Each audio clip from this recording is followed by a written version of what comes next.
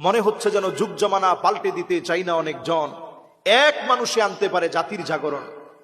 পুরো জাতির জাগরণ আনার জন্য তিনি কাজ করে যাচ্ছেন।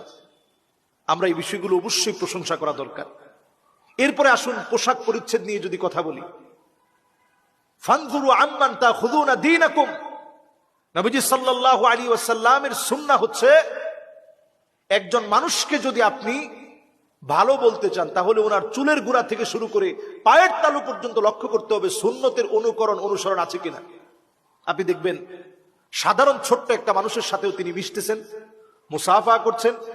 যেখানে অনেক গ্যাদারিং হচ্ছে সেখানে তিনি এই কথা বলতেছেন যে সবার সঙ্গে তো মুসাফা করতে পারলাম না, আপনাদের কপালে একটা চুমু দিয়ে দিলাম।